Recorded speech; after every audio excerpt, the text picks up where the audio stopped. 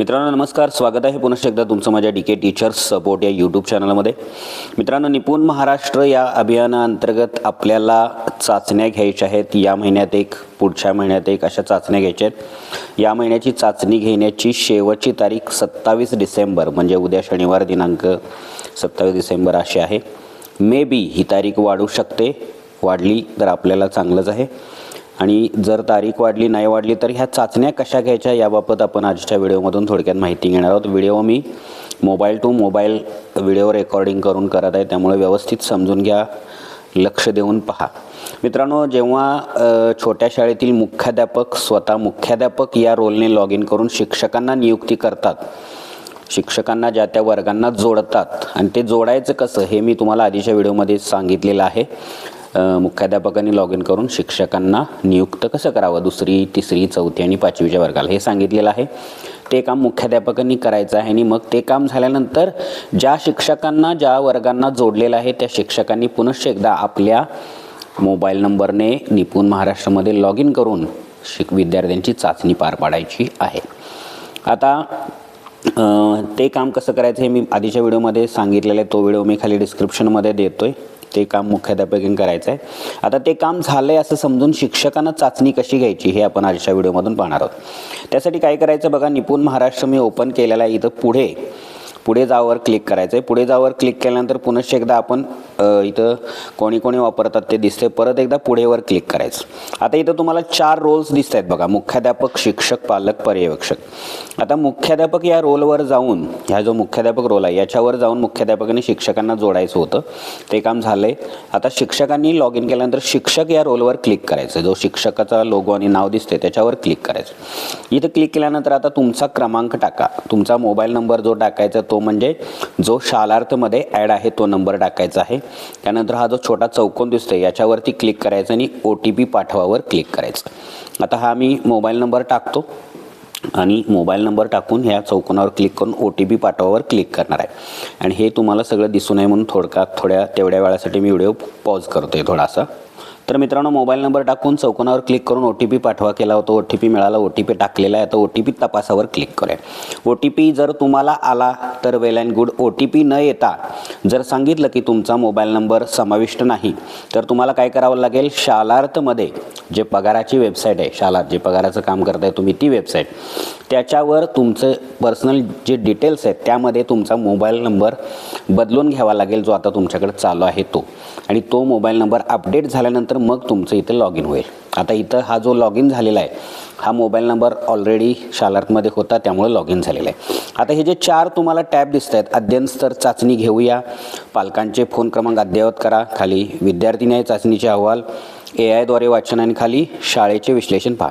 आता या सगळ्या टॅबबाबत मी काही सांगणार नाही, फक्त आपल्याला जी चाचणी कशी घ्यायची आहे त्याबाबत बोलायचं आहे. आणि ही जी निळी टॅब दिसते अध्ययन स्तर चाचणी घेऊया, त्याच्यावरती आपण जायचं आहे. इथं गेल्यानंतर आता तुम्ही ज्या दिनांकाला चाचणी घेणार आहात, वरती शाळेचं नाव दिसतंच. आता दिनांक या कॉलममध्ये तुम्ही ज्या दिवशी चाचणी घेणार आहात तेच दिनांक इथे येते बघा. मी इथं क्लिक करतो, आजची दिनांक इथं दिसेल, तुम्हाला दिसते 20 डिसेंबर जी चाचणीची दिनांक आहे तीच चाचणी दिनांक तुम्हाला दिसणार आहे. 20 डिसेंबर ही चाचणीची दिनांक आहे, जी की 27 डिसेंबरपर्यंत वैध आहे. त्याच्यावरती आपण क्लिक करूया. आता इथं बघू शकता तुम्हाला खाली लगेच इयत्तांची यादी आलेली आहे, दुसरी, तिसरी आणि चौथी. आता तुम्ही म्हणाल या एका शिक्षकांना सगळ्या इयत्ता कशा दिसायला लागल्यात, कारण हे एक शिक्षकी शाळा आहे आणि सगळे वर्ग याच शिक्षकांना जोडलेले आहेत. बघा, एक प्रॉब्लेम काही मुख्याध्यापकांनी मला असं सांगितलं छोट्या शाळेतील, की जेव्हा आम्ही मुख्याध्यापक म्हणून शिक्षकांना जोडतो तेव्हा ते जोडणी झाल्यानंतर स्वतःचं नावसुद्धा त्याने एखाद्या वर्गाला जोडलेलं असतं. परत लॉग आउट करून शिक्षक म्हणून लॉग इन केल्यानंतर त्यांना त्यांचा वर्ग दिसत नाही किंवा ते लॉग इन होत नाही. तर तसं काही होत नाही. पुन्हा एकदा मुख्याध्यापक म्हणून लॉग इन करा आणि वर्ग जोडणीच्या ठिकाणी पुन्हा एकदा तुमचं नाव निवडून वर्ग जोडा, अपडेट करा आणि पुन्हा लॉग आउट करून शिक्षक म्हणून लॉग इन करा. तुम्ही जोडलेला वर्ग तुम्हाला दिसेल. तर ठीक आहे, एका शिक्षकांना इथं सगळे वर्ग दिसत आहेत. आता प्रत्यक्षात चाचणी घेणं शक्य नाही, कारण विद्यार्थी समोर असतानाच चाचणी घेता येते. तरीसुद्धा मी तुम्हाला थोडक्यात दाखवणार आहे काय करणार. यात तिन्ही ज्या इयत्ता दिसत आहेत त्या रेड कलरमध्ये दिसत आहेत. आता कोणत्याही एका इयत्तेची चाचणी घेण्यासाठी आपण त्याच इयत्तेच्या पट्टीवर क्लिक करणार. समजा ही शेवटची चौथीची विद्यार्थिनी आहे, एकच विद्यार्थी, त्याच्यावर मी क्लिक करतो. आता या विद्यार्थ्याचं नाव आलेलं आहे आणि त्याच्या खाली चाचणीचे पर्याय आले आहेत वा, ले, स आणि सक्री. याचा अर्थ आहे वाचन, लेखन, संख्याज्ञान आणि संख्यावरील क्रिया अशी 4 विभागात चाचणी घ्यायची आहे. ही चाचणी घेण्यासाठी या बाणावर आपण क्लिक करणार आहोत. या बाणावर क्लिक केल्यानंतर तुम्ही बघू शकता पर्याय ओपन झालेले वाचन, लेखन, संख्याज्ञान आणि संख्यावरील क्रिया. आता चाचणी घ्या, प्रत्येक मुद्द्यासमोर चाचणी घ्या, चाचणी घ्या, चाचणी घ्या असं आहे. वाचनची चाचणी घेण्यासाठी त्या विद्यार्थ्याची चाचणी घ्या या पर्यायावर क्लिक करायचं. क्लिक केल्यानंतर बघा सगळ्यात महत्त्वाचा मुद्दा कोणता आहे. इथं हा जो बाण दिसतोय यातून वाचन या कौशल्यातील त्याचा आधी स्तर निवडायचा. तर इथं स्तर सगळे तुम्हाला दिसतील आहे बघा. बाणावर क्लिक केल्यानंतर हे स्तर दिसतील. स्तर 9, 10, 11, 12, 13, 14, 15. 15 हा सगळ्यात वरचा स्तर आहे. त्या स्तराचं नाव, स्तराचं वर्णन काय बघा. अपरिचित मजकुरातील 6 ते 8 सोप्या शब्दांनी व जोडाक्षरासह तयार झालेले लहान वाक्य अचूकपणे विरामचिन्हासह अवरावासह योग्य गतीने वाचतो असं ते आहे. तर तुम्ही डायरेक्ट शेवटच्याच पर्याय निवडून म्हणजे वरचा स्तर निवडूनच त्याची चाचणी घ्यायची वाचनाची. जर तुम्हाला माहिती असेल विद्यार्थी या स्तरात नाही थोड्या खालच्या स्तरात तर तुम्ही खालचा स्तर निवडून त्याची चाचणी घेऊ शकता. विद्यार्थी अनुपस्थित नाही, या वर्गात नाही, हा सुद्धा पर्याय तुम्ही निवडू शकता. तर ठीक आहे, तर या विद्यार्थ्याची चाचणी घेण्यासाठी मी सगळ्यात वरचा स्तर निवडतो बघा. 15 स्तर निवडला. त्यानंतर त्याच्या स्तरानिहाय त्याला काय वाचन करायचं तो इथं मजकूर आलेला आहे. आता हा मजकूर वाचण्यासाठी खाली इथं माईक दिसतं बघा. या माईकवर क्लिक करायचं आहे आणि या माईकवर क्लिक करून काय करायचं आहे त्या विद्यार्थ्याला वाचायला लावायचं आहे आणि तो आवाज विद्यार्थ्याच्या वाचनाचा रेकॉर्ड होईल. रेकॉर्ड झाल्यानंतर तो सबमिट करायचा. तो सबमिट झाल्यानंतर AIच्या मदतीनं त्या विद्यार्थ्यानं किती वाचन अचूक केलं, काय केलं ते सांगितलं जातं.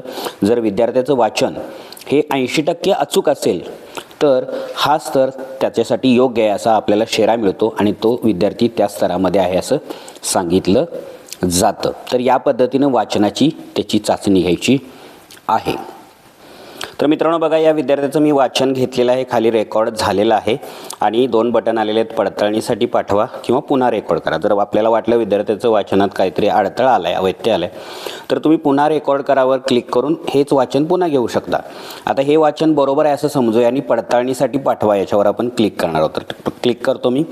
क्लिक केल्यानंतर काय होईल बघा, थोड्या वेळ हे ॲक्सेस होईल, त्याची माहिती थोडीशी ॲपकडून घेतली जाईल आणि मग तो स्तर त्याला योग्य आहे की नाही सांगितलं जाईल. जर विद्यार्थ्याचं वाचन अचूक असेल तर आपण वाचन स्तर त्याचा डायरेक्ट 14 निवडलेला आहे. मी दुसरीचा विद्यार्थी घेतला, मगाशी तुम्हाला 34चा दाखवला, पण दुसरीचा विद्यार्थी घेऊन त्याची चाचणी घेतलेली आहे.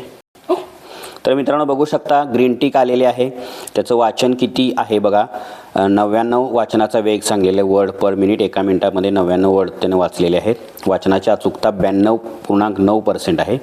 चुकीचा फक्त एकच शब्द झालेला आहे त्याचा, जाऊ हा, आणि हे बरोबर आहे. त्यामुळे आता हे काय करणार आहोत आपण, थोडंसं वर घेऊया आणि जतन करा खाली बटन दिसते बघा, त्याच्यावरती क्लिक करणार आहोत. तर याच्यावरती मी क्लिक करतो आणि आपल्याला पर्याय येतो की हा विद्यार्थी विशेष अक्षम आहे का. जर विद्यार्थ्याचं वाचन अतिशय चुकीचं असेल तर तो विद्यार्थी अक्षम असू शकतो, तर त्याला इथं तुम्ही टिक करू शकता. हा विद्यार्थी अक्षम नाही आहे तर याचा स्तर आपण तिथं टिक न करता नोंदवणार आहोत. सध्याचा स्तर नोंदवा.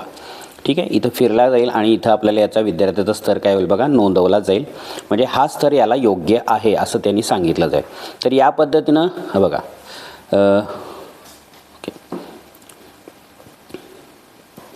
तर मित्रांनो सध्या ही संध्याकाळी ॲप चालत नाही कारण त्याची एक वेळ ठरवलेली आहे. पण मी तुम्हाला सांगितल्याप्रमाणे वाचनची चाचणी घ्यायची. चाचणी घ्यावर क्लिक केल्यानंतर तुम्ही स्तर निवडायचा. स्तर निवडल्यानंतर त्याला वाचण्यासाठी एक मजकूर येईल इयत्ता निहाय आणि तुम्ही निवडलेल्या स्तरानुसार तो त्याचं माईक सुरू करून वाचून घ्यायचं आणि वाचून झालेलं ते फॉरवर्ड करायचं, तपासणीसाठी पाठवायचं. तो किती चांगला वाचला वगैरे त्याची हे येईल, तिथं समरी येईल. जर त्याचं वाचन जर 80%पेक्षा चांगलं असेल तर तो स्तर त्याच्यासाठी लागू केला जाईल. या पद्धतीने लेखनची चाचणी घ्यायची. लेखनवर क्लिक केल्यानंतर लेखनासाठीचा एक छोटा उतारा येईल 3-4 ओळींचा. तो मात्र त्याला ते बघून वाचायला सांगायचं नाही आहे, लेखन करायला सांगायचं नाही. तर ते लेखन तुम्ही सांगायचं आणि ते त्यानं लिहायचं आहे, ऐकून लिहायचं आहे आणि ऐकून लिहिल्यानंतर मग ते परत त्याचा फोटो घेऊन पाठवायचा आहे तपासणीसाठी आणि मग तो स्तरसुद्धा घेतला जाईल. संख्याज्ञानावर क्लिक केल्यानंतर संख्याज्ञानासाठी सुद्धा बघा, संख्याज्ञानावर क्लिक करतो, स्तर घेतो 11वा डायरेक्ट वरचा स्तर. इथं संख्या मोजून त्यानं ते लिहायचं आहेत. संख्या मोजल्या की त्यानं ते लिहिल्या की लिहिल्यानंतर त्या संख्या अंकात लिहिलेल्या असतात. त्याचा फोटो काढायचा तुम्ही, इथं डायरेक्ट कॅमेरा आहे, त्या फोटो काढून इथं अपलोड झाला की जतन करावर क्लिक करायचं. जतन करावर क्लिक केलात की काय होतं, तो त्याचा लेखनाचा सुद्धा तपासणी होऊन तो सुद्धा स्तर त्याला संख्याज्ञानाचं घेतलं. संख्यावरील क्रियावर क्लिक केलात, इथून स्तर निवडलात, तो कोणत्या स्तरावर आहे, सगळ्यात शेवटीचा स्तर मी निवडतोय प्रत्येक वेळी. आता हे गणित राजूकडे पेन वगैरे आहेत, हे बेरीज करायचे एक वजाबाकी ते त्यानं समजून घेऊन गणित करायचं वहीमध्ये. केलेल्या गणिताचा कॅमेरा ओपन करून फोटो काढायचा, फोटो काढल्यानंतर फोटो तो जतन करावर क्लिक करायचं. तो सगळे ॲक्युरेसी त्याची टेस्ट करून परत हा स्तर सुद्धा इथं होईल. त्यानंतर इथं ज्या स्तरावर तो विद्यार्थी वाचन स्तरावर होता, लेखन स्तरावर होता, इथं स्तर त्याचे नोंदवले जाईल आणि या विद्यार्थ्याचं काम होईल. अशा पद्धतीनं प्रत्येक विद्यार्थ्याची तुम्ही या 4 विभागात चाचणी घ्यायची आहे आणि ही चाचणी पूर्ण झाल्यानंतर इथं ही जी इयत्तेची पट्टी लाल आहे ती हिरवी होऊन जाईल. असं तिन्ही वर्गाच्या पट्ट्या तुम्हाला चाचणी घेऊन हिरव्या करायच्या आहेत. तर मित्रांनो लक्षात आलं, मी परत एकदा सांगतो, विद्यार्थ्याचं नाव ओपन करायचं इयत्तेवर क्लिक करून, त्यानंतर वाचनच्या समोर चाचणी घ्यावर क्लिक करायचं, स्तर निवडायचं, आलेलं वाचन त्या विद्यार्थ्याकडे करून घ्यायचं, तपासणीसाठी पाठवायचं. त्यानंतर लेखनासाठी लेखनाची हे उघडायची, स्तर निवडायचं, स्तर निवडल्यानंतर त्यानंतर आलेलं लेखन जे आहे हे लेखन त्याला तोंडी सांगायचं, ते त्याने लिहिलं पाहिजे. लिहिल्यानंतर ते ह्या कॅमेऱ्याने फोटो काढून जतन करावर क्लिक करायचं, म्हणजे तो स्तर सुद्धा त्याचा नोंदवला जाईल. असं प्रत्येक ठिकाणी या ठिकाणी त्याची चाचणी घ्यावर क्लिक करून आपल्याला चाचण्या पूर्ण करायचं. आणि हे काम करण्यासाठी सध्या तरी इथं तुम्ही ॲपला गेल्यानंतर इथं बघू शकता वर पट्टी येते, विद्यार्थी स्तर नोंदणी दिनांक 27/12/2025 सायंकाळी 5 वाजेपर्यंत पूर्ण करायची आहे. म्हणजे उद्याची शेवट दिवस आहे. कदाचित मे बी उद्या वेळ वाढेल. आता यामध्ये प्रॉब्लेम बरेच आहेत. अनेक शिक्षकांचे मोबाईल नंबर हे शालार्थमध्ये जुने असल्यामुळं आणि ते आत्ता त्यांच्याकडे चालू नसल्यामुळं त्यांचं ॲपला लॉग इन होत नाही आहे. त्या शिक्षकांना इथं लॉग इन करता येत नाही. मुख्याध्यापकांना सुद्धा बऱ्याच शालार्थमध्ये जुने मोबाईल आहेत, त्यामुळे त्यांनाही तिथं लॉग इन करून शिक्षकांची नोंदणी करता येत नाही.